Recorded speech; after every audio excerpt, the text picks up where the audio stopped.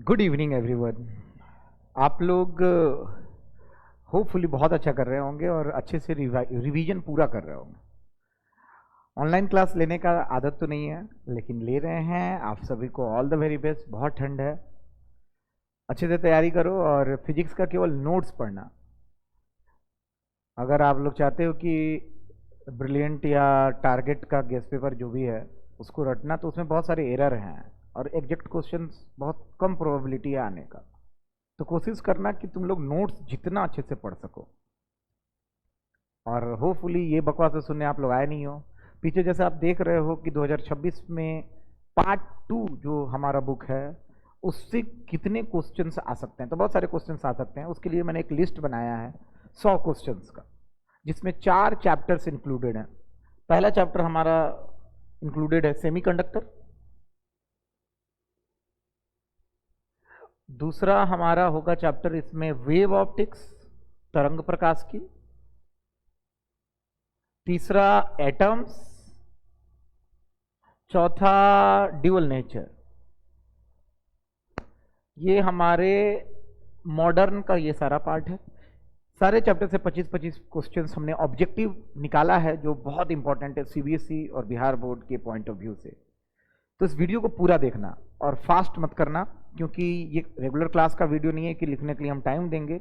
आप लोग स्क्रीनशॉट भी ले सकते हो और उसको अपने नोटबुक में नोट भी कर सकते हो फॉर फ्यूचर रेफरेंसेस। तो लेट्स स्टार्ट। ऐसे सीरीज बहुत सारे आने वाले हैं, तो पूरा अच्छे से देखो और लाइक कर देना, सब्सक्राइब कर देना। चलो देखते हैं। पहला क्वेश्चन आपके पहले तो ये देख लो कि 2026 के लिए बहुत इंपॉर्टेंट है। पहला क्वेश्चन क्या होने वाला है ये देखिए आप लोग। Which semiconductor is tetravalent in nature? कौन सा सेमीकंडक्टर टेट्रावैलेंट होता है अपने प्रकृति में?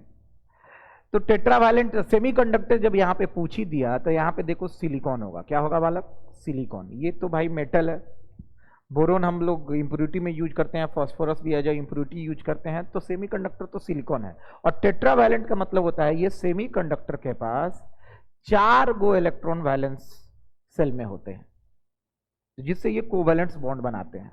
जैसे सिलिकॉन सिलिकॉन कोवैलेंट बॉन्ड बनता है, ऐसे याद ही आ रहा होगा लोग। ऐसे ये क्रिस्टल का शेप आता है सिलिकॉन का। तो इसका ऑप्शन होगा सिलिकॉन। मैंने ए बी सी नहीं डाला है कि पूरा पेज से कम होगा, क्योंकि हम पीडीएफ भी भेजेंगे आप लोगों को। तो इसका आंसर होगा सिलिकॉन। याद रखिएगा सिलिकॉन टेट्रावैलेंट होता है। फिर से यहां पे अगर इस क्वेश्चन के नीचे अगर हमको लिखना हो तो हम लिख देंगे सिलिकॉन क्या होता है? सेमीकंडक्टर। क्या होता है बालक? सेमीकंडक्टर। और ये कैसा होता है? टेट्रावैलेंट। कैसा होता है? टेट्रावैलेंट। टेट्रावैलेंट का मतलब 4 गो बॉन्ड बनाएगा। ये कैसा बॉन्ड बनाएगा? 4 गो, सिंगल बॉन्ड। चलिए दूसरा क्वेश्चन आपके सामने होगा। मेजोरिटी। मेजोरिटी का मतलब बहुसंख्यक, charge carriers in an type semiconductor. अच्छा, एन मतलब याद रखना, एन हम याद कराते हैं आपको। एन मतलब निगेटिव है, निगेटिव का तो इलेक्ट्रॉन ज्यादा होगा। तो मेजोरिटी चार्ज कैरियर्स में इलेक्ट्रॉन ज्यादा होते हैं। वैसे नेगेटिव चार्ज होता नहीं है किसी पे, ना ही पॉजिटिव होता है पी पे, ना ही नेगेटिव होता है एन पे।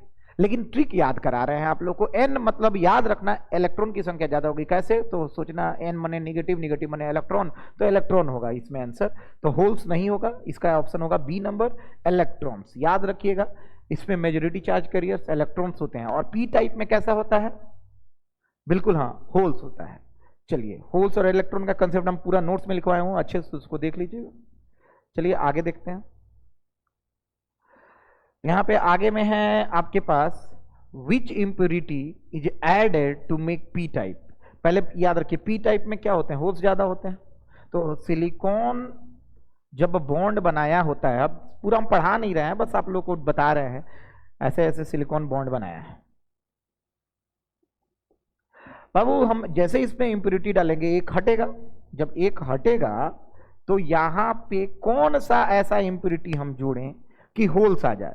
तो एक मान लीजिए इंप्योरिटी एटम को हम जोड़ते हैं, तो एक इससे बॉन्ड बना लेगा, एक इससे बॉन्ड बना लेगा, एक नीचे वाला से बना लेगा, और इसके पास मात्र 3 ही होना चाहिए, तभी तो एक वैकेंसी बचेगा। तो ये कौन सा ऐसा होगा? तो याद रखिएगा कौन सा इसमें होने वाला है? फास्फोरस, आर्सेनिक, एंटीमनी की बोरोन। तो हमको जहां तक लगता है बोरोन के पास ट्राईवैलेंट होता है बोरोन। कैसा होता है? ट्राईवैलेंट। तो boron is the correct answer. और बोरोन ट्राईवैलेंट होने के साथ साथ इसको आप लोग अगर जोड़ना चाहें तो यहाँ पे आई के बदले क्या जोड़ दीजिएगा? बी। क्या जोड़ देना है? बी। 3 को बॉन्ड बनाएगा और एक को इसके पास क्या रहेगा? वैकेंसी। वैकेंसी मतलब क्या होता है? होल। क्या होता है? होल। चलिए 3 क्वेश्चन यहाँ पे हो गए। हम नेक्स्ट पेज में जाते हैं और जल्दी जल्दी इसको कंप्लीट करते हैं। सीरीज को रिवीजन हो जाएगा, इससे आपका सेमीकंडक्टर का भी रिवीजन हो जाएगा, वेव ऑप्टिक्स का भी हो जाएगा, एटम्स का भी हो जाएगा, ड्यूअल नेचर का भी हो जाएगा। पूरा वीडियो लास्ट तक देखिएगा। चलिए हमारे पास नेक्स्ट पेज में है ये सामने एनर्जी का। तो हम जानते हैं एनर्जी का ऐसा यूनिट होता है जूल, इतना तो पता है, ये जूल होता है। कौन सा यूनिट? ऐसा यूनिट। यहां पे जूल भी है, लेकिन यहां पे देखो band gap. Band gap energy ज्यादा होता है कि कम होता है? बहुत कम होता है, क्योंकि एटम्स का बात हो रहा है, क्रिस्टल का बात हो रहा होगा, तो बहुत कम होगा। तो एनर्जी सबसे कम किस में मापा जाता है भाई? तो सामने है इलेक्ट्रॉन वोल्ट, ईवी। ईवी को बोलते हैं कौन वोल्ट बालक? Electron volt. अच्छा, इलेक्ट्रॉन वोल्ट क्या होता है? तो ये एनर्जी का यूनिट है। किसका यूनिट है? ऊर्जा का यूनिट है। अच्छा, ये आखिर आया कहां से? तो W बराबर होता है VQ। याद आ रहा होगा।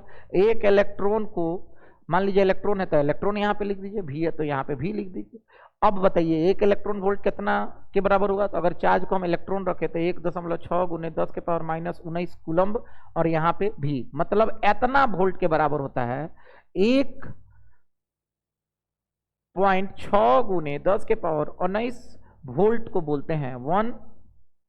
क्या बालक? 1, सॉरी वोल्ट नहीं, ये जूल है। क्या है बालक? ये जूल है। क्या है कि W बराबर V की वर्क का यूनिट जूल होता है, तो ये जूल है। तो इतना जूल को हम बोलते हैं 1 इलेक्ट्रॉन वोल्ट। तो ये सबसे स्मॉलेस्ट है, तो ये आपका हो गया इलेक्ट्रॉन वोल्ट में। चलिए यहाँ पे देखिए एब्सोल्यूट जीरो टेम्परेचर में सेमीकंडक्टर कैसा बिहेव करता है। तो याद रखिएगा प्योर सेमीकंडक्टर, मान लीजिए इंट्रिंसिक का हम बात करते हैं, तो एब्सोल्यूट जीरो में क्या ही होता होगा। तो आपको हम पढ़ाए हुए हैं जीरो का मतलब क्या होता है। एब्सोल्यूट जीरो का मतलब कि टेम्परेचर बहुत ठंडा है, मतलब कितने की बात कर रहा है? 0 केल्विन की बात कर रहा है। समझ में आ रहा है? तो आखिर वहां पे क्या होता होगा? तो वहां पे ये हो रहा है कि ये है कौन सा आपको? Conduction band. और इसके जस्ट नीचे थोड़ा सा फॉरबिडन एनर्जी गैप के नीचे कौन होता है? Valence band. कौन सा बैंड? Valence band. आराम आराम से देखना बाबू, ये होता है फॉरबिडन एनर्जी गैप, जिसको ईजी से सूचित करते हैं। बाबू जीरो टेम्परेचर में सारे बॉन्ड इंटैक्ट होते हैं और सारे इलेक्ट्रॉन्स, वैलेंस जो भी इलेक्ट्रॉन्स है बॉन्ड बनाए हुए, सारे कहाँ आ जाते हैं? वैलेंस बैंड में होते हैं। उनके पास एनर्जी ही नहीं होता है कि यहाँ पे पहुंच पाए। तो ये क्या होता है? एब्सोल्यूट जीरो में ये वैकेंट होता है। क्या होता है? वैकेंट। वैकेंट का मतलब खाली होता है। और इसी से हम लोग का कौन प्रोसेस स्टार्ट होता है? कंडक्शन। मतलब बिजली का संचालन इसी इलेक्ट्रॉन से होता है। तो ये तो वैकेंट है, खाली है। जब खाली है तो कैसे बिहेव करेगा? इंसुलेटर की तरह। कैसा बिहेव करने वाला है बालक? इंसुलेटर की तरह। सामने है आपके सारा चीज देखिए। चलिए intrinsic semiconductor, number of electron, जितना नंबर ऑफ इलेक्ट्रॉन होता है इंट्रिंसिक में उतना ही नंबर ऑफ होल होता है। जैसे इंट्रिंसिक का ही मान लो फोटो बनाया, थोड़ा सा आएगा तो ऊपर जाएगा क्या? इलेक्ट्रॉन निकल के बैलेंस बैंड से कहाँ जाएगा? कंडक्शन बैंड में। मान लो 3 गो इलेक्ट्रॉन गया तो यहाँ पे जगह कितना छोड़ के जाएगा? 3 गो। तो कितना इलेक्ट्रॉन है यहाँ पे चलाने के लिए? 3 गो। और कितना होल है? 3 गो। मतलब नंबर ऑफ इलेक्ट्रॉन किसके बराबर होता है? नंबर ऑफ होल्स के बराबर होता है। किस में? इंट्रिंसिक सेमीकंडक्टर में। इंट्रिंसिक, ठीक है। तो यहाँ पे आप लोग को बोलना है क्या? Equal to the number of holes. मतलब ये ऑप्शन होगा। इलेक्ट्रॉन किसके बराबर होते हैं? Equal to the number of holes के बराबर होते हैं। तो होपफुली आप लोग 6 क्वेश्चन देख लिए हैं। इसका अच्छे से आपको इंपॉर्टेंट लगे तो ये सारे कंसेप्ट आप लोग स्क्रीनशॉट लेके अपने कॉपी में नोट कर लीजिएगा। अब चलिए हम आगे की क्वेश्चन में आते हैं और देखते हैं कि 7वां क्वेश्चन क्या है। तो यहाँ पे जेनर डायोड के बारे में बताया गया। किसके बारे में पूछ रहा है यहाँ पे? देखो तो सब लोग शांति से। ये है आपका जेनर डायोड। तो साफ साफ आप लोग को दिख रहा होगा जेनर डायोड मेनली यूज्ड है। जेनर डायोड का एप्लीकेशन हम लिखवाए होंगे और फोटो भी बनाए हैं, डायग्राम भी बनवाए हैं आपके नोट्स में। कैसे यूज होता है? वोल्टेज रेगुलेटर में इसका उपयोग किया जाता है। कैसा उपयोग किया जाता है बालक? वोल्टेज रेगुलेटर में। किसका? जेनर डायोड का। अच्छा, रेसिस्टिविटी यहाँ पे आ गया, करंट इलेक्ट्रिसिटी का क्वेश्चन। रेसिस्टिविटी को रो से सूचित करते हैं, और रो से सूचित करते हैं। इसका ऐसा यूनिट रेसिस्टिविटी का कोई बता दो तो बताओ हम। रेसिस्टिविटी का ऐसा यूनिट, रेसिस्टेंस नहीं है ये, विशिष्ट प्रतिरोध है, तो इसका ऐसा ही मात्रक होता है ओम मीटर। क्या होता है बालक? ओम मीटर। तो यहाँ पे कहीं ओम मीटर है? यस, ओम मीटर है। मतलब 8 क्वेश्चन हमारे सामने आ चुके हैं, 8 क्वेश्चन हम लोग रेडी कर चुके हैं। अब चलिए 9वां क्वेश्चन को देखते हैं बहुत इजी तरीके से। सब लोग देखो यहाँ पे फॉरवर्ड बायस में साफ साफ आप लोग को दिख नहीं रहा होगा कौन सा। सब लोग देखो, फॉरवर्ड बायस में पीएन जंक्शन डायोड रिड्यूसेस, मतलब क्या घटाता है? क्या घटाता होगा? तो क्या डिप्लेशन लेयर को घटाता है, करंट को घटाता है, कि वोल्टेज को, कि रेसिस्टेंस को? तो देखिए रेसिस्टेंस तो फॉरवर्ड बायस में कम होता ही है, घटाता नहीं है, ये होता है। अगर क्वेश्चन पूछे क्या कम होता है, रेसिस्टेंस आगे में कि पीछे, मतलब फॉरवर्ड बायस में रेसिस्टेंस कम होता है, हाँ होता है। और घटाता क्या है, प्रोसेस क्या करता है? तो डिप्लेशन लेयर की चौड़ाई को क्या कर देता है? घटा देता है। तो यहाँ पे ऑप्शन होगा डिप्लेशन लेयर। चलिए, डिप्लेशन रीजन किस चीज से फ्री होता है? तो बाबू इलेक्ट्रॉन से फ्री होता है, कि होल से फ्री होता है, कि मोबाइल चार्ज कैरियर? है भाई, इलेक्ट्रॉन और होल दोनों से फ्री होता है, उसी को तो मोबाइल चार्ज कैरियर्स बोलते हैं। तो इसका ऑप्शन क्या होगा? Mobile charge carriers. तो हमारे पास 10 क्वेश्चन होगा। ऐसे ही अभी 90 क्वेश्चन और देखना है। प्लीज वीडियो को ना ही पॉज करना और ना ही फास्ट फॉरवर्ड करना, और बिल्कुल 2x में मत देखना, क्योंकि 2x में मेरा आवाज खराब लगेगा आप लोगों को। चलो देखते हैं नेक्स्ट क्वेश्चन, 11वां क्वेश्चन। तो हमारे सामने 11th नंबर क्वेश्चन है, ये देखिए। एलईडी का हम अच्छे से पढ़ाए भी थे और आपको नोट्स भी भेज दिए थे कि आप लोग लिख लेना कि एलईडी किस सिद्धांत पे कार्य करता है। Photo electric effect, recombination, induction की थर्मोनिक इमिशन। तो बाबू फोटो, ये आपको एलईडी में क्या होता है? लाइट एमिटिंग डायोड होता है। इसका फुल फॉर्म बोलो तो, बोलो फिर से। लाइट, ये क्या है? एमिटिंग, डबल टी होगा कि क्या होगा देख लेना। एमिटिंग क्या होता है? डायोड। अब यहां पे ध्यान से देखना, लाइट एमिटिंग डायोड किस सिद्धांत पे कार्य करता है? तो बाबू इसमें से लाइट निकल रहा है। क्या निकल रहा है? लाइट निकल रहा है। इसका मतलब वो क्या कर रहा होगा? एनर्जी को निकाल रहा होगा। बोलो हाँ या ना। तो अगर आप देखो, बैटरी से वोल्टेज से भी चलता है, तो अगर हम यहाँ पे एक डायोड लगा देते हैं तो इस डायोड में क्या होगा कि लाइट एमिटिंग डायोड में काम करेगा? तो बालक इसमें होता है कि एन टाइप से इलेक्ट्रॉन्स और पी टाइप से होल्स जाके रिकम्बाइन करते हैं। रिकॉम्बिनेशन एक नाम से नहीं होगा, रिकॉम्बिनेशन में हीट निकलता है, एनर्जी निकलता है। तो एनर्जी लाइट के रूप में निकलता है, इसलिए इसका नाम पड़ गया लाइट एमिटिंग डायोड। तो इसका आंसर होगा रिकॉम्बिनेशन। रिकॉम्बिनेशन का अर्थ ये होता है, मान लो होल है, यहाँ पे इलेक्ट्रॉन है, दोनों मिल गए, तो इस प्रोसेस को बोलेंगे क्या बालक? रिकॉम्बिनेशन। क्या बोलते हैं इसको? रिकॉम्बिनेशन। तो चलिए इसी तरह हम लोग ये वाला देखते हैं। रिवर्स बायस में current in PN junction is due to, reverse bias में करंट किसके चलते होता है? तो रिवर्स बायस में तो करंट बहुत कम होता है, लेकिन ब्रेकडाउन के बाद क्या होता होगा? तो रिवर्स बायस में जो भी करंट होता है वो माइनॉरिटी चार्ज कैरियर्स के चलते होता है, और फॉरवर्ड बायस में मेजॉरिटी चार्ज कैरियर्स के चलते होता है। देखो, जो पढ़े हैं उनके लिए बड़ा आसान लग रहा होगा, जो नहीं पढ़े हैं उनके लिए लग रहा होगा बहुत नया है। तो याद रखना कि रिवर्स बायस में जो भी करंट फ्लो होता है उसकी डायरेक्शन तो अपोजिट होती ही है, और साथ में वो माइनॉरिटी मतलब अल्पसंख्यक चार्जेज के चलते वो फ्लो करते हैं। तो अल्पसंख्यक क्या होते हैं उसमें देखते हैं कि क्वेश्चन क्या है। रिवर्स बायस में पीएन जंक्शन किस पे, उसका करंट कैसे फ्लो करता है? तो मेजॉरिटी, और यहाँ पे आपके साफ साफ दिख रहा है कि यहाँ पे एक और ऑप्शन है माइनॉरिटी चार्ज कैरियर्स। इसका आंसर होगा माइनॉरिटी चार्ज कैरियर्स। ऐसे ही देखते रहे, 12 क्वेश्चन हो चुका है। अब अगला क्वेश्चन हम देखने जा रहे हैं, आराम आराम से देखिएगा। 13वां क्वेश्चन। बाबू सब लोग हम फोटो बनवाए होंगे, कंडक्टर, इंसुलेटर, सेमीकंडक्टर, सबका याद आ रहा होगा आप लोग को एनर्जी गैप का। तो कंडक्टर का क्या होता है? ओवरलैप होता है तो जीरो होता है। कंडक्टर क्या होता है? एनर्जी क्या होता है? कंडक्शन में वैलेंस बैंड एक दूसरे पे चढ़े होते हैं, तो एनर्जी गैप लगभग कितना होता है? 0 इलेक्ट्रॉन वोल्ट। याद कराए होंगे आप लोग के नोट्स में भी है, टेस्ट पे भी पूछे हुए हैं। तो आंसर होगा इसका 0। क्या होने वाला है? 0। उसी तरह 14th क्वेश्चन बनाते हैं। अब देखते हैं कि 14th क्वेश्चन में आखिर क्या है। Transistor how many junctions. तो अब देखो ट्रांजिस्टर क्या होता है, पहले ये पढ़ो। देखो ये क्लास में उतना डिस्कस नहीं कर पाए थे ट्रांजिस्टर क्या होते हैं। अभी देखना, हम ट्रांजिस्टर्स का मतलब 3 होंगे ऐसे। बाबू इसको बोलते हैं ऐसे 3 लेयर हो सकते हैं, तो पी एन पी भी हो सकता है और एन पी एन भी हो सकता है। ऐसे एन टाइप पी टाइप 2 को नहीं जंक्शन बनाते हैं, यहाँ पे 3 गो टाइप को एक साथ रखते हैं। तो यहाँ पे जंक्शन कितने हो रहे हैं थोड़ा सा ध्यान से देखना। एक जंक्शन हाई बना, एक जंक्शन हाई बना। जंक्शन का जहाँ का मतलब 2 गो अलग अलग टाइप मिलता है उसको क्या बोलते हैं? जंक्शन। तो ये है जंक्शन, ये भी है जंक्शन। तो कितने जंक्शन बन रहे हैं? 2 गो जंक्शन यहाँ पे बन रहे हैं। तो ट्रांजिस्टर्स में कितने जंक्शन होते हैं? 2 गो जंक्शन होते हैं। अब आइए ट्रांजिस्टर में बेस रीजन क्या होता है पहले ये जानिए। चलो हम एक नया चीज आप लोग को बता रहे हैं। बहुत बच्चों का डिमांड था कि सर ट्रांजिस्टर भी अच्छे से बता दीजिए, तो ध्यान से सुनना, हम कुछ कुछ प्यारा चीज बता रहे हैं। ट्रांजिस्टर्स कितने तरह के होते हैं हमारे सिलेबस में? देखो 2 तरह के ट्रांजिस्टर होते हैं। एक को बोलते हैं बीजेटी ट्रांजिस्टर, एक को बोलते हैं एफईटी ट्रांजिस्टर। बीजेटी का मतलब क्या होता है? ध्यान से सुनना। इसको बोलते हैं बाईपोलर ट्रांजिस्टर। क्या बोलते हैं बाबू? बाईपोलर ट्रांजिस्टर्स, नाम याद करना है। और इसको बोलते हैं फील्ड इफेक्ट ट्रांजिस्टर। तो ये अभी नहीं पढ़ना है हम लोग को बाईपोलर ट्रांजिस्टर पढ़ना है। तो बाईपोलर ट्रांजिस्टर 2 तरह के होते हैं। अब देखना बहुत क्लियर होने जा रहा है। एक होता है पीएनपी ट्रांजिस्टर, एक होता है एनपीएन ट्रांजिस्टर।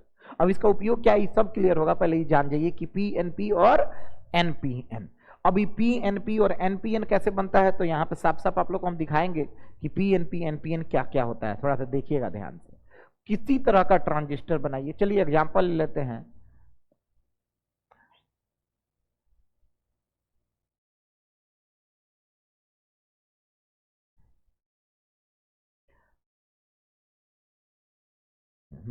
चलिए बहुत बढ़िया बाबू, मान लीजिए एनपीएन ट्रांजिस्टर बनाया है। कैसा ट्रांजिस्टर बनाया है? एनपीएन। इसमें 3 टर्मिनल्स होते हैं, एक ये वाला, एक ये वाला और एक ये वाला। बाबू इसको बोलते हैं बेस। क्या बोलते हैं बालक? बेस।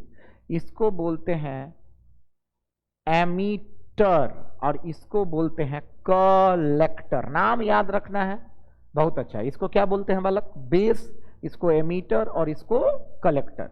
अब ध्यान से सुनना बाबू, जो एन टाइप है यहाँ पे, ऐसे पी टाइप भी हो सकता है दूसरे टाइप में।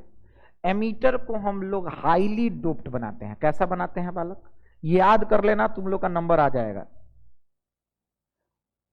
Highly doped. क्या वैसा बनाते हैं? हाईली डोप्ड का अंदर मतलब इसके अंदर 4 कैरियर्स बहुत ज्यादा होते हैं। इसको बोलते हैं हम लोग लाइटली डोप्ड बनाते हैं। कैसा बनाते हैं बालक? Lightly doped. कैसा बनाते हैं इसको? लाइटली डोप्ड, मतलब इसमें 4 कैरियर इसके मुकाबले कम होता है। क्या कि इसका नाम कलेक्टर है, यहां से इलेक्ट्रॉन जाता है या होल्स जाते हैं, या पेन टाइप है तो इलेक्ट्रॉन्स जाएंगे। और ये बेस है, इसको हम लोग सबसे थिन बनाते हैं। कैसा बनाते हैं? थिन। और इसको लाइटली डोप्ड, इसको मतलब इसको बना दो तुम मॉडरेटली डोप्ड। कैसा बनाओगे? मॉडरेट। 3 है ना, मॉडरेटली डोप्ड।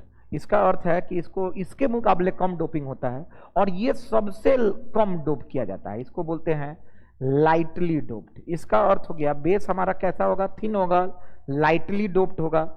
ये क्या होगा? एमीटर के मुकाबले थोड़ा सा कम चौड़ाई होगा और मॉडरेटली डोप्ड होगा। ये सबसे ज्यादा चौड़ा भी है और सबसे ज्यादा डोपिंग भी हुआ है। तो ये हमारा हो जाता है, इसको बोलते हैं ट्रांजिस्टर। इसको एम्पलीफिकेशन वगैरह में यूज करते हैं, as a digital switch use करते हैं। ये हमारा ट्रांजिस्टर। इसी तरह यहाँ पे अगर पीएनपी लिख दें, क्या लिख दें? पीएनपी, तो ये बन जाएगा पीएनपी ट्रांजिस्टर। कैसा बन जाता है बालक? PNP transistor. तो हमको लग रहा है कि ट्रांजिस्टर का छोटा बहुत क्वेश्चन अगर आएगा तो आप लोग बना दोगे। एमीटर में 3 टर्मिनल्स होते हैं, एमीटर, बेस और कलेक्टर। ये सबसे ज्यादा डोपिंग होता है, ज्यादा नंबर ऑफ चार्ज कैरियर्स होते हैं। इसके पास कम नंबर ऑफ चार्ज कैरियर्स, उसके बाद बहुत ना के मात्रा ऑफ चार्ज कैरियर्स होते हैं। बाबू ये सबसे पतला बनाया जाता है, ये सबसे चौड़ा, और ये इससे थोड़ा सा कम चौड़ा, ये बन जाता है हमारा ट्रांजिस्टर। जी हाँ, बस इतना जानकारी रखो ट्रांजिस्टर का, आगे क्वेश्चन आएगा तो और डिटेल में हम जाएंगे। चलिए तो आते हैं इसी आधार पर क्वेश्चन देखते हैं कि ट्रांजिस्टर का क्या क्वेश्चन पूछा है। Base reason of transistor is thick thin insulating metallic. तो ऑब्वियस बात है, अभी तो बताया थिन बनाते हैं, कैसा बनाते हैं, थिन बनाते हैं। तो ये भी हो गया क्लियर हमारा। अब आइए उसके नीचे आता है कलेक्टर रीजन। कलेक्टर रीजन कैसा होता है, तो यहाँ पे कलेक्टर रीजन कैसा होगा, लाइटली डोप्ड, हेवली डोप्ड, अनडोप्ड, या तो यहाँ पे मॉडरेटली डोप्ड का बात ही नहीं किया है, तो इसमें लगा सकते हो क्या बालक, लाइटली डोप्ड। क्या है कि अनडोप्ड का मतलब लाइटली डोप्ड मेरे हिसाब से, ठीक है। तो यहाँ पे अगर आप लोग को दिखे ऐसा क्वेश्चन कि मॉडरेटली हो तो मॉडरेटली मार देना, कोई दिक्कत नहीं है। आगे बढ़ते हैं। फंक्शन ऑफ ट्रांजिस्टर क्या काम करता है, रेक्टिफिकेशन बिल्कुल नहीं, डायोड काम करता है, हीटिंग नहीं, कूलिंग नहीं, तो क्या बचा है, एम्पलीफिकेशन। तो अभी तो बताए हैं कि एम्पलीफाई करता है, जैसे एम्पलीफायर नाम सुने हो, साउंड बढ़ा देता है, वहां पे ट्रांजिस्टर लगा होता है। तो ये क्या है, ट्रांजिस्टर। क्या है, एम्पलीफिकेशन में क्या यूज होता है, ट्रांजिस्टर्स। चलिए यहाँ पे कुछ हमारा ट्रांजिस्टर का भी कंसेप्ट क्लियर हो गया। रेक्टिफायर तो आप लोग पढ़े ही हो, रेक्टिफायर में डायोड का यूज होता है, फुल वेव और हाफ वेव रेक्टिफायर पढ़े होगे तुम लोग। तो रेक्टिफायर का मेन काम क्या है, मेन काम है कि एसी को किस में बदलना, डीसी में। एसी को किस में बदलना, डीसी में। तो इसका ऑप्शन होगा एसी टू डीसी, देख लेना 18 का आंसर होगा एसी टू डीसी। तो ये भी हो गया क्लियर। अब चलिए हम आगे बढ़ते हैं। 19th number solar cell. हो ये भी देखो, फोटो इलेक्ट्रिक जस्ट नीचे आया होगा सोलर सेल। सोलर सेल आखिर क्या है, तो solar cell photo electric effect पे ही काम करता है, बिल्कुल सही। चलिए अब आगे बढ़ते हैं। Logic gate or gate gives output one when. One कब देता है, और गेट या तो 0 1 हो या 1 1 हो। अरे हाँ या ना, एक तो 1 होना चाहिए, इसका मतलब बोथ 0, ये तो नहीं होगा। एनी इनपुट 1, यस यही सही है। बोथ इनपुट्स 1 ओनली ना, ये होगा लेकिन ओनली नहीं, कोई भी एक होगा तो और हमेशा आउटपुट 1 देगा। याद है ना और गेट का आप लोग को, कैसे हम देते थे उस पर इनपुट और आउटपुट कैसे मिलता था, अरे बोलो। तो 0 0 देते थे तो आंसर आता था 0 0 1 देते थे तो 1 1 0 1 और 1 1 1, यानी कहीं भी 1 आएगा, दोनों में से कोई एक हो तो क्या आउटपुट आएगा 1। इसलिए पूछ रहा है एनी इनपुट 1, तो यस यही करेक्ट होगा। मतलब 20 क्वेश्चन हमारा हो गया। अब चलिए हम आगे बढ़ते हैं इसी तरफ नेक्स्ट क्वेश्चन पे, और 21st क्वेश्चन देखते हैं। Not gate has how many inputs, सब लोग बताओ, गेस करो, अच्छा कमेंट करो। चलो देखते हैं कि कौन देख रहा है, नाम से पता चल जाएगा। नॉट गेट में कितने इनपुट होते हैं, कमेंट करो, हमको पता चल जाएगा कि आप लोग देख रहे हैं कि नहीं।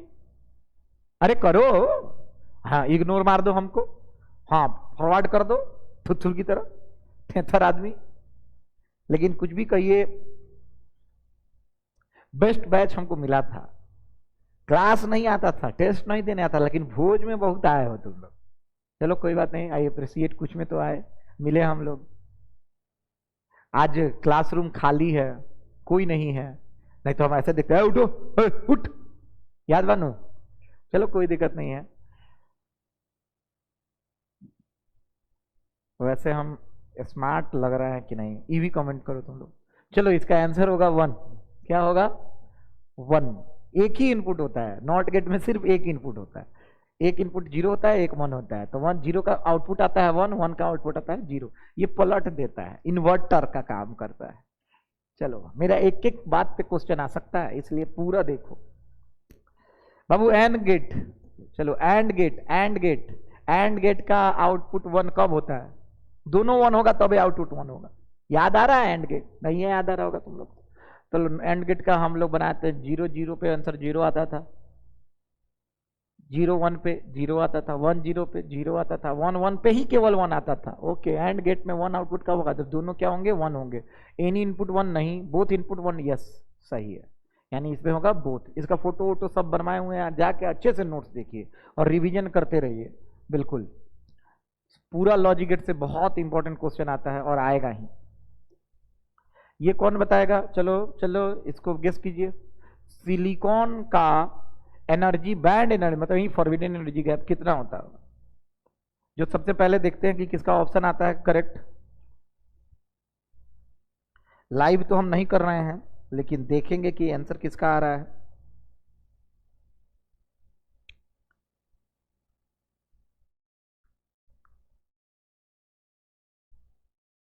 चलिए बहुत अच्छा, आप लोग नोट से देख लिए हैं।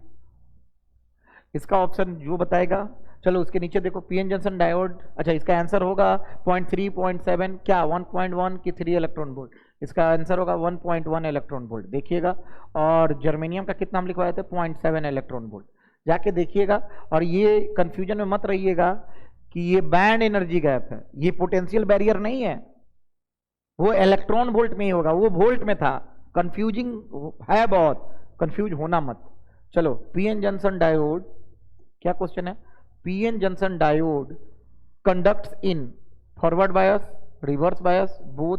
बाबू बेसिकली मेनली हमेशा कंडक्ट करता है पीएन जंक्शन फॉरवर्ड बायस में, रिवर्स बायस में ब्रेकडाउन के बाद कंडक्शन होता है। Very good. तो अगर कोई पूछे इस तरह का सवाल, पीएन जंक्शन डायोड कब कंडक्ट करता है, तो फॉरवर्ड बायस में। कब बाबू, फॉरवर्ड। क्या कि भाई ये क्या है, सेमीकंडक्टर है, ओनली वन डायरेक्शन में कंडक्शन होगा, तो फॉरवर्ड बायस में कंडक्शन होगा। चलिए, majority charge carrier in P type, ये हम बताए हुए थे, जो बताओ जल्दी कमेंट करो, इसको पॉज करो और कमेंट करो।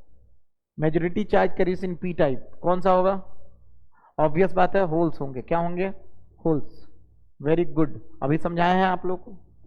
चलिए आगे बढ़ते हैं। अब आते हैं सेमीकंडक्टर का मोस्ट प्रोबेबली जितना इंपॉर्टेंट ऑब्जेक्टिव था हमने डिस्कस कर लिया। अब आते हैं किस पे बालक, ड्यूअल नेचर। 25 क्वेश्चन इसमें भी होने वाला है और 25 क्वेश्चन को अभी डिस्कस करेंगे। चलिए देखते हैं। फोटो इलेक्ट्रिक इफेक्ट सपोर्ट करता है कौन सा नेचर, ऑब्वियस बात है, हम पढ़ाए हुए थे, Young double slit experiment, polarisation, diffraction, ये सब वेव ऑप्टिक्स में था। और फोटो इलेक्ट्रिक इफेक्ट बताता है कि फोटोन, लाइट क्या है बालक, पार्टिकल है। क्या है, पार्टिकल है। जी हाँ, ये हम पहले दिन ही बताए थे, फर्स्ट डे। चलिए, threshold frequency depends upon, threshold frequency क्या होता है, ऑब्वियस बात है, हर मटेरियल पे डिपेंड करेगा। किस पे डिपेंड करेगा, मटेरियल पे। थ्रेशोल्ड का मतलब क्या होता है कि उस फ्रीक्वेंसी के बाद क्या हुआ, स्टार्ट हो जाए फोटो इलेक्ट्रिक इफेक्ट। तो मान लीजिए कि इसमें फोटो इलेक्ट्रिक इफेक्ट, ये मेटल नहीं है, मान लेते हैं ये मेटल है यहाँ, तो इस पे ये स्टील है, इसका थ्रेशोल्ड फ्रीक्वेंसी कुछ और होगा, और एल्युमिनियम का कुछ और होगा, गोल्ड का कुछ और होगा। तो किस पे डिपेंड करता है, मटेरियल पे। लिए आगे बढ़ते हैं। वर्क फंक्शन फाई, याद आ रहा है, वर्क फंक्शन। वर्क फंक्शन क्या होता था, वर्क फंक्शन जिसको क्या बोलते थे, phi. Function is minimum for, obvious बात है, सोडियम के लिए होता है, याद ही कर लो, सबसे कम किसके लिए होता है, सोडियम के लिए। ये याद कर लेना है, क्वेश्चन आएगा। वर्क फंक्शन सबसे मिनिमम किसके लिए होता है, सोडियम के लिए। चलिए, आइंस्टीन इक्वेशन रिलेट्स, ऑब्वियस बात है, हम फोटो इलेक्ट्रिक इक्वेशन में आइंस्टीन का फोटो इलेक्ट्रिक इक्वेशन देखे थे, एनर्जी और किसको रिलेट किए थे, लाइट फोटोन्स को। तो देखते हैं, एनर्जी मास, फोटोन एनर्जी, यस, किसको रिलेट कर रहे थे, फोटोन एनर्जी को। किसको, फोटोन एनर्जी को। बहुत अच्छा, आप लोग इक्वेशन देख लीजिएगा फोटो इलेक्ट्रिक इफेक्ट का। इंक्रीजिंग इंटेंसिटी इंक्रीजेज, बाबू याद रखना, इंटेंसिटी का मतलब क्या होता है, एनर्जी नहीं होता, इंटेंसिटी का मतलब होता है तीव्रता।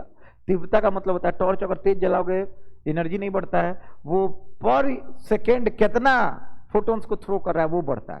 तो इसमें देखो, फ्रीक्वेंसी क्या बढ़ा देता है, इंटेंसिटी बढ़ाने से फ्रीक्वेंसी बढ़ता है, काइनेटिक एनर्जी बढ़ता है, कि नंबर ऑफ इलेक्ट्रॉन्स बढ़ते हैं, ऑब्वियस बात है, नंबर ऑफ इलेक्ट्रॉन्स बढ़ते हैं।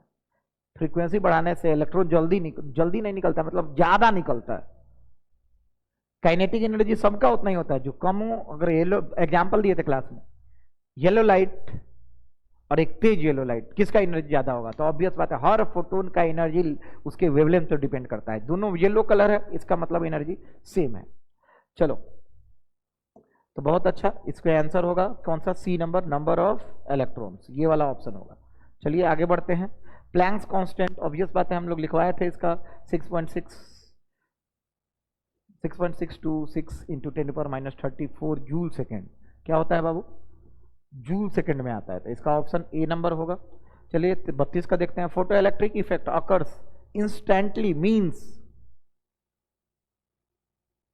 इंस्टेंटली मीन्स, अच्छा, तत्काल उत्सर्जन दर्शाता है, कौन सा, तो ऑब्वियस बात है कि अभी पढ़ाए हैं, कौन सा नेचर होगा, पार्टिकल नेचर। कौन सा नेचर, पार्टिकल, कण प्रकृति दिखाता है ये। अब आते हैं D Broglie wavelength. D Broglie wavelength का जब भी पूछे तो फॉर्मूला लिख लेना है, H/P, H/mv।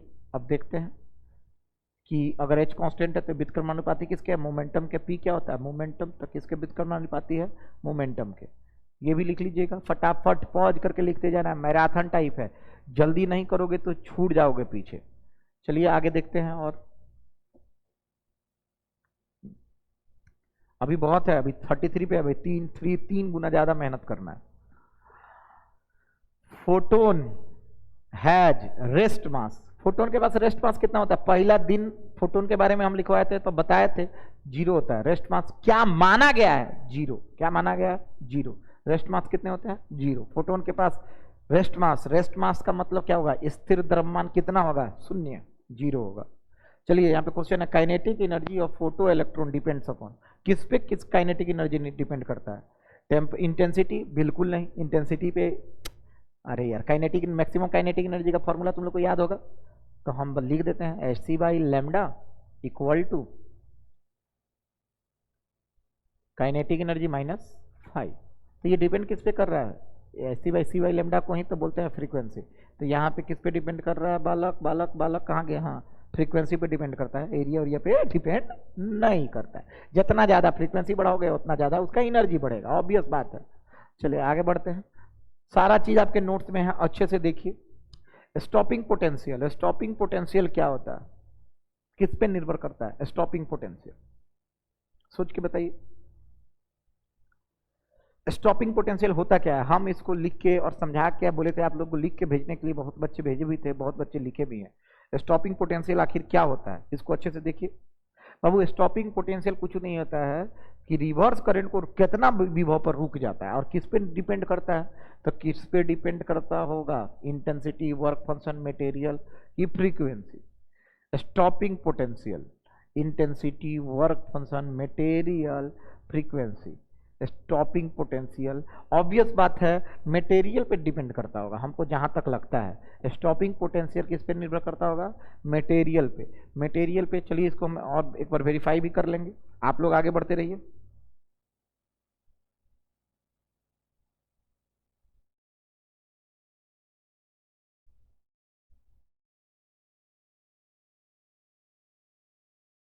और ये मटेरियल पे नहीं है, स्टॉपिंग पोटेंशियल एनर्जी पे डिपेंड करता है, और ये फ्रीक्वेंसी, एनर्जी किस पे डिपेंड करता है, फ्रीक्वेंसी पे। फ्रीक्वेंसी होगा इज द करेक्ट आंसर। चलो स्टॉपिंग पोटेंशियल किस पे डिपेंड करता है बालक, याद रखना है स्टॉपिंग पोटेंशियल जिसका हाई एनर्जी होगा उसका स्टॉपिंग पोटेंशियल ज्यादा होगा, जिसका लो एनर्जी होगा इसका स्टॉपिंग पोटेंशियल कम होगा। तो डिपेंड किस पे करेगा, तो एनर्जी यहाँ पे तो है ही नहीं ऑप्शन। एनर्जी किस पे डिपेंड करता है, इंटेंसिटी, वर्क फंक्शन, मटेरियल, बिल्कुल नहीं। किस पे डिपेंड करता है, फ्रीक्वेंसी पे। किस पे बालक, फ्रीक्वेंसी, इसका आंसर होगा फ्रीक्वेंसी। अब आगे बढ़ेंगे, electron behaves as a wave when at rest, बिल्कुल नहीं। इन मोशन, यस, मोशन में जाएगा तो लैम्डा बराबर क्या होता है, एच बाई पी। ये कौन सा नेचर है, अच्छा इलेक्ट्रॉन बिहेव्स, हाँ ये हमारा पार्टिकल है इलेक्ट्रॉन। जैसे हम इसको क्या बोलते हैं, स्पीड देते हैं, स्पीड देते हैं, तो हमारा जो भी पार्टिकल है वेलोसिटी में आएगा, v में आएगा। अगर छोटा है तो इसका वेवलेंथ भी आने लगेगा, यही तो हमारा डी ब्रोगली साहब बोले थे। तो yes, in motion is the correct answer. Motion में होगा इलेक्ट्रॉन तो कौन सा नेचर दिखाएगा, वेव नेचर दिखाएगा, तरंग प्रकृति को दिखाएगा। चलिए आगे देखते हैं, higher frequency means higher wavelength, ज्यादा तरंग दैर्घ्य, फ्रीक्वेंसी ज्यादा है, लोअर एनर्जी हो नहीं होगा, हायर एनर्जी, यस ज्यादा एनर्जी है, हायर क्या है, हायर फ्रीक्वेंसी। अब ई बराबर क्या होता है, एच एफ, और इसी को लिखते हैं एच न्यू, इसी को बोलते हैं फ्रीक्वेंसी। अगर ये ज्यादा है फ्रीक्वेंसी, एच तो कांस्टेंट है, तो एनर्जी भी क्या होगा, ज्यादा होगा। तो इसका आंसर क्या होगा, सी नंबर, हायर एनर्जी। क्या होगा ऑप्शन, हायर एनर्जी। आप लोगों को साफ साफ दिख ही रहा होगा। चलिए आगे बढ़ते हैं 40th नंबर क्वेश्चन पे, मतलब 40वां क्वेश्चन पे देखिएगा ध्यान से। Photo current depends upon, photo current, photo current क्या होता है बाबू, जितना ज्यादा इलेक्ट्रॉन निकलेगा उतना ज्यादा फोटो करंट होगा। तो किस पे डिपेंड करता है, फ्रीक्वेंसी, इंटेंसिटी। इंटेंसिटी जितना ज्यादा बढ़ाओगे उतना ज्यादा इलेक्ट्रॉन निकलेगा, उतना ज्यादा करंट होगा, अभी तो बताए। तो ये डिपेंड करता है इंटेंसिटी ऑफ लाइट पे। किस पे बाबू, लाइट की कितनी तीव्रता है, लाइट की कितनी तीव्रता है। अब चलिए आगे 41 क्वेश्चन पे देखते हैं, threshold frequency is minimum frequency for, threshold frequency minimum frequency होता है कब? Reflection, absorption, transmission. ऑब्वियस बात है इमिशन ऑफ इलेक्ट्रॉन, इसी को तो फोटो इलेक्ट्रिक इफेक्ट बोलते हैं। इमिशन का मतलब इलेक्ट्रॉन की उत्सर्जन के लिए। चलिए आगे बढ़ते हैं, 41 वो हो गया। चलिए 42वां नंबर देखते हैं। Photo electric effect disproves, disproves का मतलब अस्वीकार किसको करता है? तो लाइट का वेव नेचर को, फोटोन का वेव नेचर को। देखते हैं Newton law, wave theory of light. Obvious बात है वेव थ्योरी ऑफ लाइट को डिस्प्रूव करता है, कहता है भाई पार्टिकल है लाइट। क्या है? लाइट पार्टिकल है। यहीं से दोनों को हम लोग हाँ माने थे, इसलिए क्या बोल दिए? Dual nature. इसीलिए तो इस चैप्टर का नाम पड़ा ड्यूअल नेचर। ड्यूअल नेचर का मतलब द्वि प्रकृति। चलिए आगे बढ़ते हैं। Value of Planck's constant is approx. सब लोग बताओ, इसको तो हम नहीं बताने वाले, अभी लिखे हैं, देख लेना, लिख देना। और इसका ऐसा यूनिट भी लिखना आपने कमेंट सेक्शन में। हम चाहते हैं दिल से कि कितने लोग मेरे वीडियो को देख रहे हैं वो कमेंट जरूर करें, प्लीज प्लीज, रिक्वेस्ट है। कमेंट से ये होगा कि अगला वीडियो हम बहुत जल्दी बनाएंगे। जी हाँ, इसका आंसर आप लोग खुद बताओ। चलो आगे बढ़ते हैं। हम ऐसे इशारा कर देते हैं, इसका आंसर क्या होगा?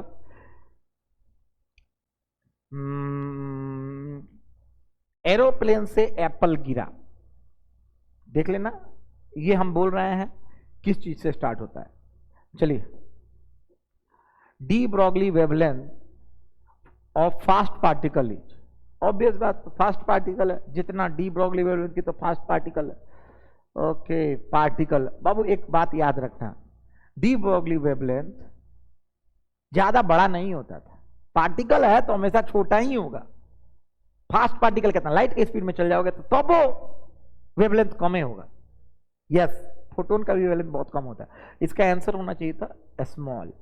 ऐसे लैम्डा इक्वल टू होता है H/mv, और कोई पूछेगा भी फास्ट है तो ये कम होना चाहिए। ऑब्वियस बात है, लेकिन इतना ज्यादा लाइट का स्पीड भी डालोगे ना तो ऊपर प्लैंक्स कांस्टेंट है 10 के पावर -34। इधर 10 के पावर 8 रखोगे तो it will become very small, तो it will be very small. De Broglie wavelength बहुत छोटा होता है। हम लोग के लिए तो भाई तुम लोग को क्लास में बताया था, ऐसे ऐसे लाइन पा रहे थे, याद आ ही रहा होगा। जो कोचिंग आते थे उनके लिए तो भाई रामबान है अभी का क्लास। चलिए 45 नंबर क्वेश्चन देखते हैं। Photo electric effect is explained bye, कौन सा तुम लोग बताओ? ऑब्वियस बात है आइंस्टीन द्वारा हुआ था। किसके द्वारा? आइंस्टीन द्वारा। Photon energy depends upon frequency, mass, charge. Obvious बात है फ्रीक्वेंसी। किस पे बाबू? फ्रीक्वेंसी। ई बराबर क्या होता है? H nu. ई बराबर एच न्यू। चलिए, इंक्रीजिंग फ्रीक्वेंसी इंक्रीजेज व्हाट? जितना ज्यादा फ्रीक्वेंसी बढ़ाओगे एनर्जी बढ़ेगा, एनर्जी बढ़ेगा तो क्या बढ़ेगा? Kinetic energy. ऑब्वियस बात है, maximum kinetic energy. Threshold frequency is a symbol of, obvious बात है थ्रेशोल्ड फ्रीक्वेंसी को हम लोग किससे सूचित करते थे? F0 से। किससे बालक? F0 से। वहीं थ्रेशोल्ड वेवलेंथ आता था तो किससे? लैम्डा नॉट आ जाता। चलिए कितना क्वेश्चन हो गया? 48। जल्दी 49। Unit of stopping potential. Obvious बात है पोटेंशियल है तो वोल्ट होना चाहिए, तो यहाँ पे आंसर होगा वोल्ट। क्या होगा? वोल्ट। चलिए, de Broglie wavelength of stationary particle. De Broglie wavelength stationary particle का कितना होगा? H/mv। अरे ये तो 0 है, ये तो इन्फिनिटी। ऐसा होता है क्या?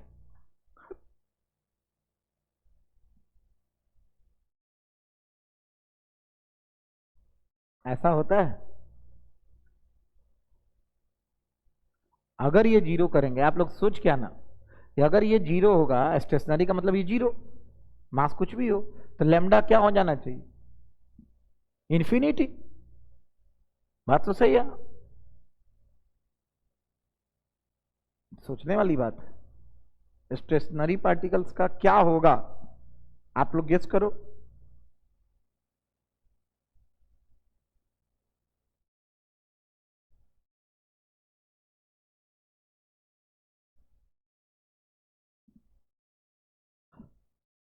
जी हाँ, 0 तो नहीं होगा, आंसर आएगा इन्फिनिटी। क्या आने वाला है? इन्फिनिटी। चलो पहले ही बता दिए थे इन्फिनिटी। आगे बढ़ेंगे, आगे बढ़ते हैं। अब आते हैं एटम्स चैप्टर पे। This is very important chapter, इस पे भी क्वेश्चन बन सकते हैं। देखते हैं अल्फा पार्टिकल। कौन सा particle? Alpha particle. Alpha particle क्या होता है? डबली चार्ज हीलियम एटम। तो भाई साहब अल्फा पार्टिकल का इलेक्ट्रॉन प्रोटॉन हीलियम न्यूक्लियस, बस वेरी गुड, कह के निकल गया तो न्यूक्लियस है ना बचा। जब इलेक्ट्रॉन दूगो निकल गया तो क्या बचा, न्यूक्लियस, तो helium nucleus. Rutherford experiment prove that, कौन सा nature, wave nature, nuclear model, plum pudding. इसको मिटाते हैं फिर देखते हैं कि क्या है नीचे। Rutherford proved that wave nature, but इधर डी ब्रॉगली किए थे।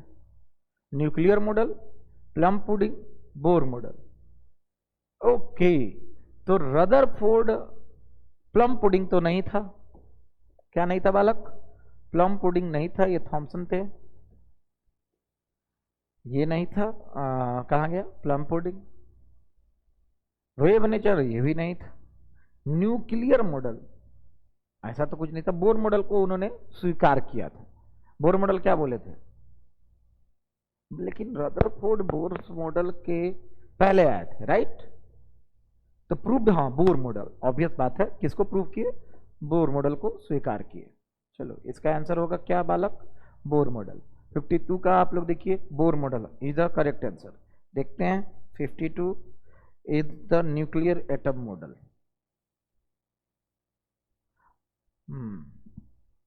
अच्छा, लेकिन हमको डाउट है अभी भी, ये क्वेश्चन जो अभी आप देख रहे हैं 52 नंबर, रदरफोर्ड एक्सपेरिमेंट प्रूव। बाबू बोर तो हमको लग रहा है कि किसके बाद आए थे, रदरफोर्ड के बाद आए थे। वेव नेचर होगा नहीं, प्लम पुडिंग होगा नहीं। न्यूक्लियर मॉडल का अर्थ होता है कि न्यूक्लियस जो है is concentrated at where, at centre. तो ये nuclear model is the correct answer. चलिए 52 nuclear model is the correct answer 52 का। चलिए आगे बढ़ते हैं। 53 most mass of atom is in. Obvious बात है, सारा मास ऑफ एटम कहाँ है, न्यूक्लियस के पास। किसके पास है, न्यूक्लियस के पास, तो आंसर न्यूक्लियस होगा। बोर मॉडल एक्सप्लेन्स, क्या एक्सप्लेन किए बोर मॉडल, आप लोग भी बताओ। बोर मॉडल एक्सप्लेन्स, सब लोग ध्यान से, बोर मॉडल किसको एक्सप्लेन किए, स्पेक्ट्रम ऑफ हाइड्रोजन को एक्सप्लेन किए। ऑल एटम के लिए वैलिड नहीं था, केवल हाइड्रोजन एटम के लिए बोर मॉडल वैलिड था। चलिए आगे बढ़ते हैं। Angular momentum is quantized NH/2π। NH/2π is the answer.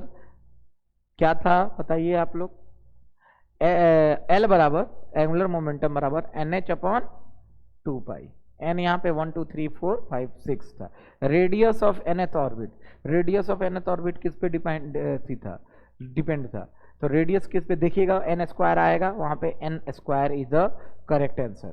जितना ज्यादा बढ़ेगा n नंबर ऑफ ऑर्बिट्स उतना ज्यादा रेडियस होगा। और हमने रेडियस का एक फॉर्मूला लिखवाया है, उसमें देख लेना, सब कांस्टेंट है, n स्क्वायर पे डिपेंड करता है। आगे बढ़ते हैं। Energy of electron is maximum, सबसे ज्यादा एनर्जी कहाँ पे मैक्सिमम होता है, तो बताओ। सबसे कम एनर्जी ग्राउंडेड स्टेट में होता है -13.6, एक्साइटेड स्टेट, न्यूक्लियस और फ्री स्टेट। सबसे ज्यादा एनर्जी अगर हमसे कोई पूछेगा तो फ्री स्टेट में ही होना चाहिए, किसका, इलेक्ट्रॉन का। अरे चलते फिरते रहता है तो एनर्जी ज्यादा होगा, free state. Hydrogen spectrum is continuous line, obvious बात है, हाइड्रोजन स्पेक्ट्रम कंटिन्यूअस लाइन तो नहीं था, line absorption emission only. Hydrogen spectrum discrete line था। कैसा लाइन था बालक, डिस्क्रीट लाइन था। और वो हाइड्रोजन स्पेक्ट्रम लाइन जो बनता था वो एमिशन के चलते बनता था, तो इसमें ऑप्शन हमको सही नहीं लग रहा है, कोई पूछे तो डिस्क्रीट लाइन था। चलिए आगे बढ़ते हैं। बाल्मर सीरीज, बाल्मर सीरीज किस में था बाबू, कौन सा रीजन में, अल्ट्रा वायलेट रीजन में था शायद, कि इंफ्रारेड रीजन में था। बाल्मर सीरीज देखना ना, पहले लाइमन था, फिर क्या था, बाल्मर था, फिर पास्कन था। तो हमारे पास कौन सा क्वेश्चन है आपको, बाल्मर सीरीज ना, तो हमको जहां तक लग रहा है वो विजिबल में था और लाइमन सीरीज अल्ट्रा वायलेट में था। तो बाल्मर सीरीज किस में आ गया आपको, विजिबल में, किस में, विजिबल में, और याद ही कर लेना है। चलिए जहां पे भी बाल्मर सीरीज है विजिबल में, लाइमन सीरीज है, लाइमन सीरीज हमारा शायद यूवी में आता था। लाइमन सीरीज किस में आता है, यूवी में आता है।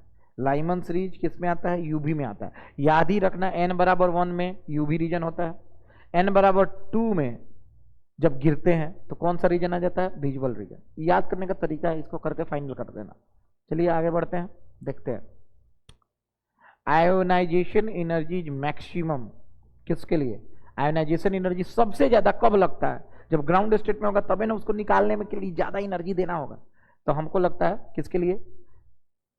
Ground state. अच्छा, फर्स्ट ऑर्बिट ग्राउंड स्टेट में होगा, first orbit, free electron, nucleus. Nucleus में तो निकलता ही नहीं है, तो हमारा जहां तक लग रहा है कि आंसर इसका होना चाहिए कौन सा बाबू? Ground state. क्या होना चाहिए? Ground state. चलिए इसके बाद वाला, एटॉमिक नंबर किससे रिप्रेजेंट होता होगा? आप लोग बताइए हमको, एटॉमिक नंबर किससे रिप्रेजेंट होता होगा? Atomic number, atomic number obvious बात है। जा कहाँ गया? आ जाइए, कहाँ गया? Atomic number, atomic number neutrons बिल्कुल नहीं, प्रोटॉन्स, यस। क्या बाबू? प्रोटॉन्स। एटॉमिक नंबर किसको दर्शाता है? प्रोटॉन्स को। अब चलिए आप लोग के पास क्वेश्चन है बोर रेडियस। बोर रेडियस क्या होता होगा? आप लोग हमको बताइएगा, बोर रेडियस क्या होता होगा? तो n बराबर 1 रख दो रेडियस निकालने के लिए, तो उसका आता है 0.5 एंगस्ट्रॉन के आसपास। तो देखेंगे कि आखिर बोर रेडियस क्या है, तो ऑब्वियस बात है 0.5 एंगस्ट्रॉन यहाँ पे आपके सामने है। This is what bore radius है।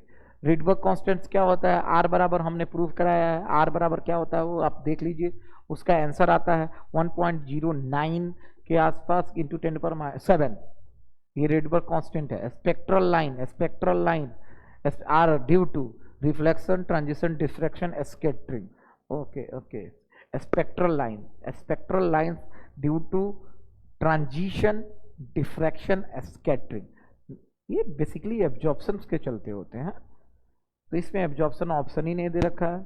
Transition, yes, due to transition, बहुत अच्छा है। स्पेक्ट्रल लाइन किसके चलते आता है? ट्रांजिशन ऑफ इलेक्ट्रॉन्स के चलते आते हैं। Transition is the correct answer. Transition का मतलब होता है एक ऑर्बिट से दूसरे ऑर्बिट में जाते हैं ना, तो वहां पे एनर्जी देते हैं, और वो कितना पार्टिकुलर लैम्डा का जो एनर्जी निकलता है उसी को बोलते हैं स्पेक्ट्रल लाइन एनर्जी, मतलब स्पेक्ट्रल लाइन्स जिसके चलते आता है।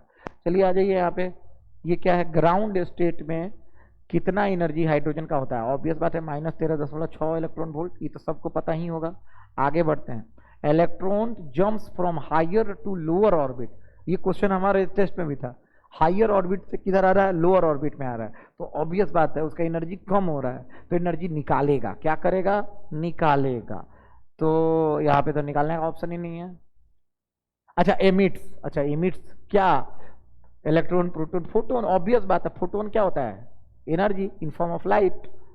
चलिए, Bohr model failed, multi electron model पे नहीं था, बोर मॉडल केवल हाइड्रोजन इलेक्ट्रॉन के लिए था। चलिए आगे आते हैं। Nuclear size of, nuclear size क्या होता है? अरे एटम का साइज होता है, न्यूक्लियर का साइज 10⁻15 मीटर होते हैं। आगे बढ़ते हैं। Atom is electrically neutral, means electrons only charge is equal no charge. अच्छा ऑब्वियस बात है, एटम्स क्या होता है? इलेक्ट्रिकली न्यूट्रल होते हैं, तो चार्ज किस पे होता है? खाली प्रोटॉन्स होते हैं? नहीं। खाली इलेक्ट्रॉन्स होते हैं? नहीं। चार्ज इक्वल होता है, किसका चार्ज इक्वल होता है भाई? एटम पे कोई चार्ज नहीं होता है, याद रखना, एटम पे कोई चार्ज नहीं होता है, जितने इलेक्ट्रॉन उतने प्रोटॉन। उत्तेजना ऊर्जा क्या है? Excitation energy, excitation energy, energy absorb, energy emit, binding energy, mass energy. उत्तेजना ऊर्जा क्या है? एक्साइटेशन एनर्जी क्या है? ये सब केमिस्ट्री से रिलेटेड, ये सब ज्यादातर क्वेश्चन है। तो यहाँ पे एक्साइटेशन का मतलब क्या होता है? एक्साइट करने के लिए, तो ऑब्वियस बात है एनर्जी हमको देना पड़ेगा एक्साइट करने के लिए किसी चीज को, तो एनर्जी को देंगे तो वो क्या करेगा? एब्जॉर्ब करेगा। तो ऑब्वियस बात है energy absorb is the correct answer. अब आगे बढ़ते हैं। Stationary orbits do not radiate energy because Newton's law, postulate, wave theory, relativity. Stationary orbit, ये सब केमिस्ट्री के हमको आमतौर पर क्वेश्चन लग रहे हैं, ये आने वाला नहीं है, लेकिन फिर भी हम आपको बता देते हैं। Stationary orbits do not radiate energy because postulates, wave theory, relativity.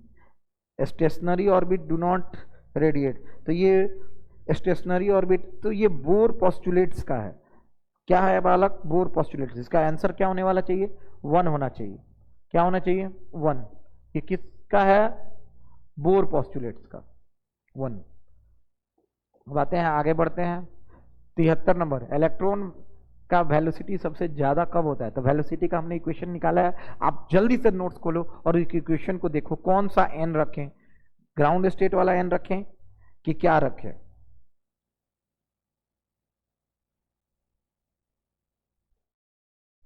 Obvious बात है एन बराबर 1 पे मैक्सिमम आएगा, देखना तुम लोग, क्योंकि नीचे आता है एन का टर्म। तो फर्स्ट ऑर्बिट के लिए क्या होगा बालक? सबसे ज्यादा एनर्जी होगा, सबसे ज्यादा स्पीड होगा। Energy level becomes closer, energy level becomes closer, ज्यादा एन न्यूक्लियस क्लोजर। ऊर्जा स्तर पास आते हैं, ऊर्जा का स्तर कब पास आते हैं? एन बढ़ाते हैं, एन घटाते हैं। ऑब्वियस बात है एन बढ़ाने से क्या आते हैं? ऊर्जा स्तर पास आते हैं। इसका मतलब ये होता है पहले एनर्जी गैप ये होता है, फिर थोड़ा सा कम हो जाता है, फिर थोड़ा कम, फिर थोड़ा कम, ऐसे ऐसे पास आने लगते हैं। ये एनर्जी लेवल्स होता है। ये सब केमिस्ट्री के एटॉमिक स्ट्रक्चर में आप लोग पढ़े होंगे। थोड़ा भास्ट क्वेश्चन सेट हो गया, आगे बढ़ते हैं, देखते हैं। ये सब हमने प्रिपेयर किया है, देखते हैं आगे। Bohr model is based upon, Bohr model किस पे based upon? Classical physics? Obviously not, classical को फॉलो नहीं करता। याद है तबला बजा के हमने दिखाया था क्लास में, मतलब ऐसे ऐसे इशारा किया था कि क्लासिकल पे। क्वांटम पोस्टुलेट्स किस पे बेस्ड है? क्वांटम फिजिक्स पे बेस्ड। क्वांटम मतलब बहुत स्मॉल पार्टिकल्स पे बेस्ड है। अब चलते हैं वेव ऑप्टिक्स पे। वेव ऑप्टिक्स बिल्कुल, अब वेव ऑप्टिक्स अच्छे से देखते हैं कि वेव ऑप्टिक्स में आखिर क्या है क्या नहीं है। चलिए स्टार्ट करो वेव ऑप्टिक्स। मात्र 25 क्वेश्चन और है, देख के खत्म करते हैं। इंटरफेरेंस प्रूव्स, हस्तक्षेप सिद्धांत मतलब इंटरफेरेंस क्या प्रूव करता है? इंटरफेरेंस ऑब्वियस बात है, कौन सा नेचर? Wave nature. कौन सा nature? Wave nature. Young experiment, अब ये वेव ऑप्टिक्स का बात आ रहा है। लाइट हम लोग मानते थे पार्टिकल है, इंटरफेरेंस कराए तो ब्राइट डार्क फ्रिंजेज बने, तो कौन नेचर होगा? वेव नेचर का प्रूव करवाने जा रहे हैं। चलिए Young double slit experiment, Young's experiment क्या सोच किया? डिफ्रैक्शन इंटरफेरेंस हो किया। क्या शो किया बालक? Interference. Condition of constructive interference n lambda, d बराबर n lambda. Path difference for dark fringe, तो बाबू 2n+1 lambda by 2 is the आपको पाथ डिफरेंस। डी बराबर ये आता था, ये हमने क्लास में प्रूव करा है, इसको देखते रहिएगा, सब क्वेश्चन आता है। फ्रिंज विच डिपेंड्स अपॉन, किस पे? किस पे डिपेंड करता है? सारे पे, वेवलेंथ टुबलेंथ सब पे डिपेंड करता है। It's like all of this. Fringe width सब पे निर्भर करता है, याद रखिएगा। फ्रिंज विड्थ किस पे निर्भर करता है? सब पे। अब चलिए आगे बोलते हैं। कोहेरेंट सोर्सेस है, कोहेरेंट सोर्सेस, कोहेरेंट सोर्स का मतलब क्या होता है? Same phase, same frequency, constant phase, या ऑल। ऑब्वियस बात है ऑल। कोहेरेंट में एक ही तरह का लाइटें होता है, एक ही सोर्स से होता है। चलिए diffraction is due to reflection, refraction, interference and bending. Bending of light याद आ रहा है? डिफ्रैक्शन का मतलब बेंडिंग, मतलब लाइट झुक जाता है। चलिए आगे बढ़ते हैं। Single slit diffraction minimum occurs when A sine theta बराबर एन लेमडा। तो बालक यही तो होगा, मिनिमम मतलब डी सबसे कम, कंस्ट्रक्टिव इंटरफेरेंस शायद। देख लीजिएगा, a sine theta equal to n lambda. A sine theta equal to क्या होना चाहिए? A n lambda. अब आ जाइए नीचे आते हैं, पोलराइजेशन पे क्वेश्चन आ गया। पोलराइजेशन, पोलराइजेशन पे क्वेश्चन है, ध्यान से देखते रहना। पोलराइजेशन कल ही भेजे हैं नोट्स, उसको पढ़ लीजिएगा। Polarisation proves particle nature, wave nature. Obvious बात है लॉन्गिट्यूडनल वेव प्रूव दैट, ये हमारा ट्रांसवर्स वेव होता है। तो ये प्रूव किया कि कौन सा वेव हमारा है। वेव नेचर को तो प्रूफ हम लोग पहले ही से जानते थे, यहाँ पे होना चाहिए ट्रांसवर्स वेव, ना कि लॉन्गिट्यूडनल वेव। क्वेश्चन में मिस्टेक हमको लग रहा है। पोलराइजेशन, यहाँ पे आंसर होना चाहिए ट्रांसवर्स वेव, ये टाइपिंग मिस्टेक है, ये आंसर लॉन्गिट्यूडनल ना हो के यहाँ पे होना क्या चाहिए था? Transverse wave. लाइट कैसा है? ट्रांसवर्स वेव है। कैसा है बालक? Transverse wave. इलेक्ट्रोमैग्नेटिक वेव है जिसमें इलेक्ट्रिक फील्ड भी होता है। देखो इलेक्ट्रिक फील्ड और मैग्नेटिक फील्ड दोनों 90, अरे इलेक्ट्रोमैग्नेटिक वेव पढ़ लेना, अच्छे से समझ में आ जाएगा। चलिए आगे बढ़ते हैं। Light is a transverse wave because can be polarised. Yes it can be polarised. Transverse मतलब electromagnetic wave, can be polarised. आगे बढ़ते हैं। ब्रिस्टर एंगल tan थीटा, यहाँ पे ध्यान से ये ऑप्शन होगा, ये आता ही आता है। कोई पूछ दे ब्रिस्टर एंगल क्या है, ये पोलराइजेशन में पढ़ना है। तो म्यू इक्वल टू क्या होता है?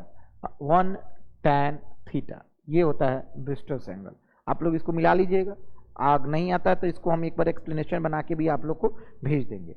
चलिए आगे बढ़ते हैं। अब आ गया हमारा रिफ्रैक्टिव इंडेक्स डिपेंड्स अपॉन, किस पे रिफ्रैक्टिव इंडेक्स डिपेंड करता है? मीडियम, और ऑब्वियस बात है मीडियम पे निर्भर करता है। किस पे निर्भर करता है? मीडियम पे। आगे बढ़ते हैं। Intensity of interference pattern in maximum at centre, हाँ सेंटर ब्राइट, याद रखना किसमें? इंटरफेरेंस में इंटेंसिटी सबसे ज्यादा कहाँ पे होता है? Dark fringe, bright fringe, centre, centre पे होता है। कहाँ पे होता है? सेंटर पे, थोड़ा सा इंटेंसिटी ज्यादा होता है। Phase difference unit, phase difference का यूनिट किस में होता है बाबू?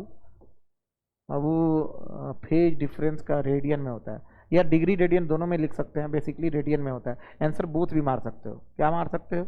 बोथ। आगे बढ़ते हैं, देखते हैं हाइगन्स प्रिंसिपल क्या एक्सप्लेन किया? रिफ्लेक्शन, रिफ्रैक्शन या डिफ्रैक्शन, ऑल। हाइगन्स प्रिंसिपल सारे एक्सप्लेन करते हैं।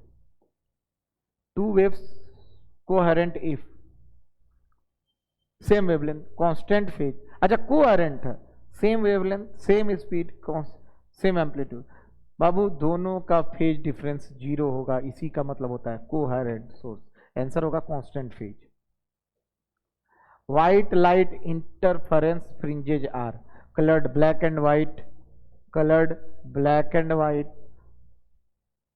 ऑब्वियस बात है ब्लैक एंड व्हाइट होता है, मतलब कभी डार्क और कभी ब्राइट। लेकिन व्हाइट लाइट का होना चाहिए कलर्ड, क्योंकि अलग अलग वेवलेंथ में टूटते हैं ना। आंसर होना चाहिए बाबू कोई भी पर्टिकुलर लाइट में ब्राइट और डार्क बनता है। अगर व्हाइट लाइट दे दी 7 गो रंग है उसमें, उसमें तो बहुत सारे फेनोमिनन होंगे, लैम्डा के हिसाब से टूटेगा, तो ये आंसर होना चाहिए coloured. Central fringe is always bright. Optical path length, optical path length, ये आंसर बहुत इजी है। म्यू गुने ज्योमेट्रिकल लेंथ होता है, याद रख लेना। म्यू गुने ज्योमेट्रिकल लेंथ, म्यू गुने ज्योमेट्रिकल लेंथ, म्यू गुने ज्योमेट्रिकल, वही लेंथ या पाथ। डिफ्रैक्शन कब होता है बाबू? वेवलेंथ लाइट, जो लाइट का वेवलेंथ है, ये क्वेश्चन आया 95 नंबर। डिफ्रैक्शन कब होता है, प्रोमिनेंट कब होता है बाबू? लाइट का जो वेवलेंथ है लैम्डा, वो लगभग लगभग उस पॉइंट जहां से ये लाइट गुजरने वाला है उसके लगभग लगभग आसपास हो, इसीलिए हम शार्प एज का नाम लेते थे। शायद आप लोग को याद भी होगा, डिफ्रैक्शन कभी भी होता है शार्प एज पर से। तो इसका आंसर होगा diffraction pattern prominent when slit wide, slit narrow, distance small, lambda small. क्या होना चाहिए? डिफ्रैक्शन पैटर्न ही प्रोमिनेंट, प्रोमिनेंट नैरो स्लिट, पतला स्लिट, स्मॉल लैम्डा। तो लैम्डा स्मॉल मतलब ये नैरो स्लिट से होना चाहिए। कैसा होना चाहिए बालक? नैरो स्लिट से, जहां पे उसके लाइट का वेवलेंथ उसके लगभग आसपास हो। क्या हो? लाइट का वेवलेंथ उसके आसपास हो। चलिए अब बचा हुआ 96, 97 आते हैं। याद रखिएगा नैरो का मतलब पतला से पास करवाना है। पोलराइजर रिड्यूसेस इंटेंसिटी का है, कितना से रिड्यूस कर देता है? याद रखना पोलराइड से अगर तुम गुजारोगे किसी भी लाइट को तो वो उसका इंटेंसिटी को आधा कर देता है। क्या कर देता है? आधा, मतलब ई को खाइए जाता है। इलेक्ट्रिक फील्ड मैग्नेटिक फील्ड दो गो एक्सिस में होता है, तो एक एक्सिस को खा जाएगा। तो इंटेंसिटी अगर आई से गुजारोगे तो आंसर आएगा I/2, यानी ये हाफ हो जाएगा। इंटरफेरेंस रिक्वायर्स, इंटरफेरेंस क्या रिक्वायर्स करता है? To coherent sources. Yes, to coherent sources. Answer होगा टू कोहेरेंट सोर्सेस, दो गो सोर्स चाहिए ही चाहिए। अब हम आते हैं आखिरी पेज पे। Diffraction fringes are equally spaced नहीं, डिफ्रैक्शन इंटरफेरेंस इक्वली होता है, डिफ्रैक्शन अनइक्वल होते हैं। अनइक्वल का मतलब थोड़ा थोड़ा उसका बैंड विड्थ अलग अलग होता है, ये लिखवाए होंगे आप लोग को डिफरेंस में। Path difference zero, path difference zero कब होता है? ऑब्वियस बात है पाथ डिफरेंस जीरो होता है ब्राइट फ्रिंज पे। किस पे होता है? ब्राइट फ्रिंज पे, और वो भी सेंट्रल पे। कहां पे बालक? सेंट्रल पे पाथ डिफरेंस जीरो होता है। लाइट वेव कैरीज, क्या बालक? लाइट वेव क्या कैरीज करता है? एनर्जी। लाइट वेव क्या होता है? Energy E = hc/λ। Light wave क्या कैरी करता है? Energy in form of photon. अब हम सारे आंसर के मेरे पास हैं, सारे आंसर के आप लोग को भेज देंगे पीडीएफ। स्टे ट्यून्ड, इसको अच्छे से देखिए। बहुत बोरिंग लग रहा था क्लास, क्योंकि आप लोग नहीं थे और आदत भी नहीं है हमको ऑनलाइन लेने का। सबको समझा समझा के पढ़ाने का आदत है, और हम पढ़ा रहे थे तो बीच में मुझे लग रहा था कि आपको आ रहा होगा कि नहीं आ रहा होगा। बहुत बहुत thank you so much. Modern physics इससे बाहर क्वेश्चन नहीं आएगा, अच्छे से वीडियो देख लेना। Thank you so much. Stay tuned, God bless you, all the very best for your examination.